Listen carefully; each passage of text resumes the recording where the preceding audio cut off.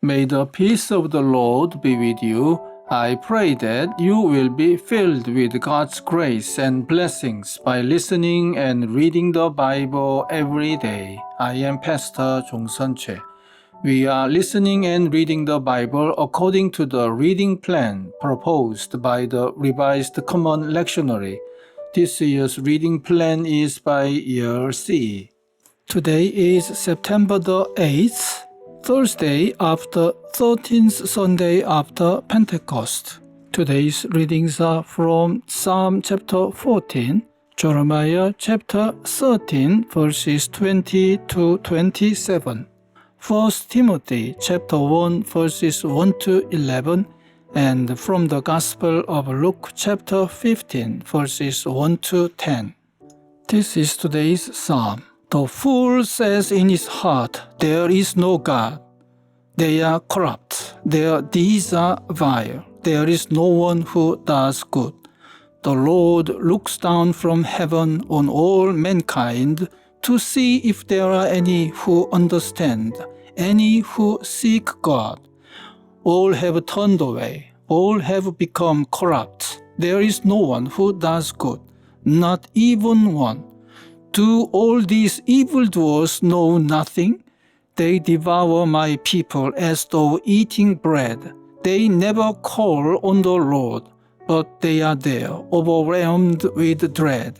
For God is present in the company of the righteous.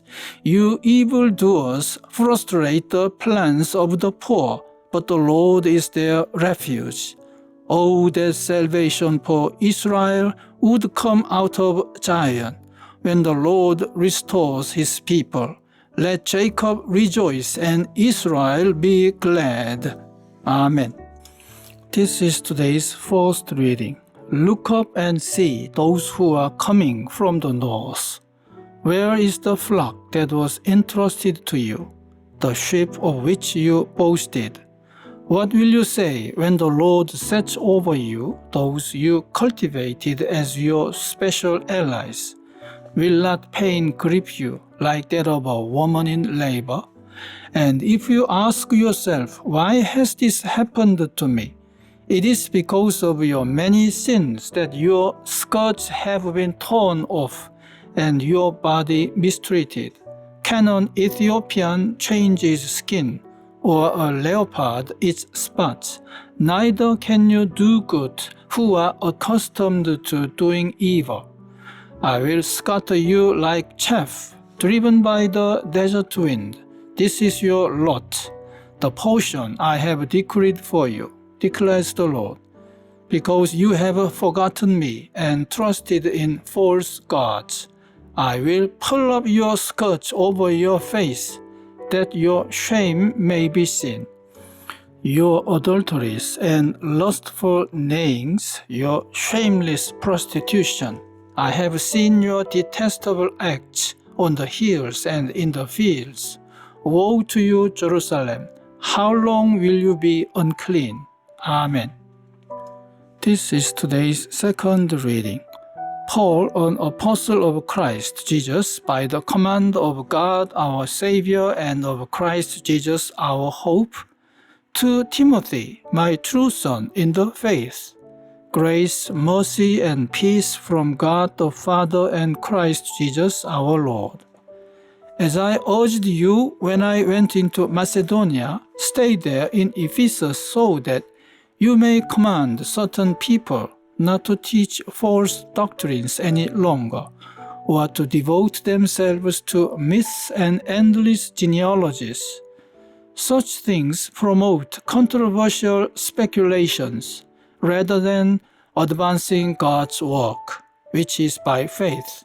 The goal of this command is love, which comes from a pure heart and a good conscience and a sincere faith.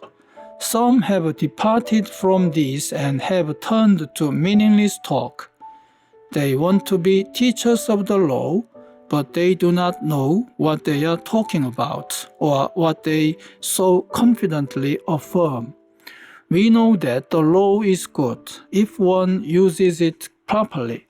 We also know that the law is made not for the righteous, but for the law breakers and rebels, the ungodly and sinful, the unholy and irreligious, for those who kill their fathers or mothers, for murderers, for the sexually immoral, for those practicing homosexuality, for slave traders and liars and perjurers, and for whatever else is contrary to the sound doctrine that conforms to the gospel concerning the glory of the blessed God, which he entrusted to me. Amen.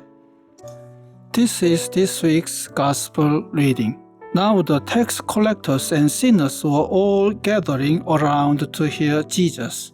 But the Pharisees and the teachers of the law muttered, "This man welcomes sinners and eats with them." Then Jesus told them this parable.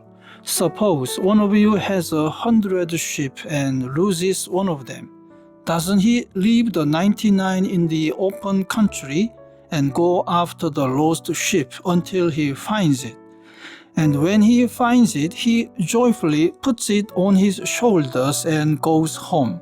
Then he calls his friends and neighbors together and says, "Rejoice with me, I have found my lost sheep." I tell you that in the same way, there will be more rejoicing in heaven over one sinner who repents than over 99 righteous persons who do not need to repent. Or suppose a woman has 10 silver coins and loses one. Doesn't she light a lamp, sweep the house, and search carefully until she finds it?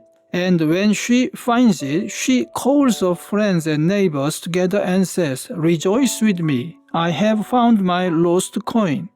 In the same way, I tell you, there is rejoicing in the presence of the angels of God over one sinner who repents. Amen.